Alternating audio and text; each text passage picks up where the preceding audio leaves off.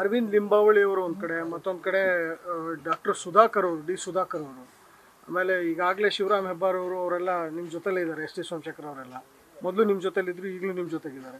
ಈ ರೀತಿ ಬೆಳವಣಿಗೆಗಳು ಆಗ್ತಿರೋದು, ಆಮೇಲೆ BJPಯ ಅಧ್ಯಕ್ಷರ ವಿರುದ್ಧ ಪದೇ ಪದೇ ಸ್ಟೇಟ್ಮೆಂಟ್ಗಳು ಬರ್ತಿರೋದು, ಇದೊಂದು ರೀತಿ ಕಾಂಗ್ರೆಸ್ಸಿಗೆ ಬೂಸ್ಟ್ ಆಗುತ್ತಾ ಅಥವಾ ಅವರೆಲ್ಲ ಏನಾದರೂ ತಗೊಳ್ಳೋ ಪ್ಲಾನ್ ಇದೆಯಾ ಸರ್ ಕಾಂಗ್ರೆಸ್? ಗೊತ್ತಿಲ್ಲ, ಅದೆಲ್ಲ ಅಧ್ಯಕ್ಷರು ನೋಡ್ಕೊಳ್ತಾರೆ. ನಮ್ಮ ಪಕ್ಷದ ಅಧ್ಯಕ್ಷರು ಅವ್ರಿಗೆ ಬಿಟ್ಟಿರೋ ವಿಚಾರಗಳಿವೆಲ್ಲ.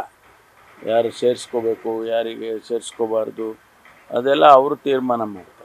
ಪಕ್ಷ ಅದಕ್ಕೆ ಪಕ್ಷದ ಅಧ್ಯಕ್ಷರನ್ನು ಮಾಡಿರೋದು. ಅಲ್ಲ, BJP ಲೀಡರ್ಶಿಪ್ ಅನ್ನು ಅಟ್ಯಾಕ್ ಮಾಡ್ತಿರೋದು, ಆಮೇಲೆ ಕಾಂಗ್ರೆಸ್ ಫೇವರ್ ಆಗಿ BJP ಶಾಸಕರು ಮಾತಾಡ್ತಿರೋದು, ಇದೇ ನೀವು ಮಾಡ್ತಿರೋ ಒಳ್ಳೆ ಕೆಲಸದ ಮೇಲೆ ಅಂತಾನೆ. BJP ಅವರು ಅವರ ಆಂತರಿಕವಾದಂಥ ಜಗಳದ ಬಗ್ಗೆ ನಾನು ಮಾತಾಡಕ್ಕೆ ಹೋಗಲ್ಲ.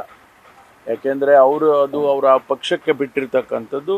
ಅವ್ರ ಪಕ್ಷದ ವರಿಷ್ಠರು ಅಥವಾ ಯಾರು ಮುಂಚೂಣಿಯಲ್ಲಿರ್ತಾರೆ ಅವರು ಅದನ್ನು ಗಮನಿಸ್ಕೊಂಡು ಕ್ರಮ ಮಾಡೋದು ಬಿಟ್ಟಿದ್ದು ಅವರಿಗೆ. ನಾವು ಅದರ ಬಗ್ಗೆ ಏನು ಹೇಳಕ್ಕೆ ಹೋಗಲ್ಲ.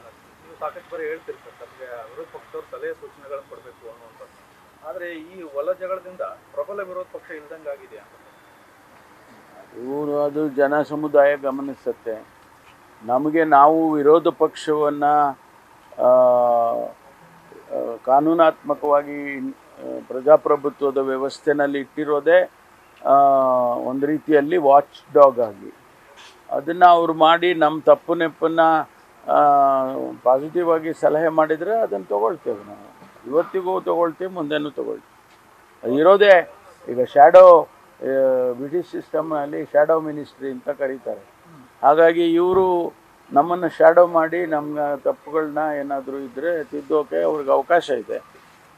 ಟೀಕೆ ಟಿಪ್ಪಣಿಗಳು ಮಾಡ್ಬೋದು, ಆದರೆ ಪಾಸಿಟಿವ್ ಕ್ರಿಟಿಸಿಸಮ್ಮು, ಪಾಸಿಟಿವ್ ಸಜೆಷನ್ಸು ಬರಬೇಕು. Thank you.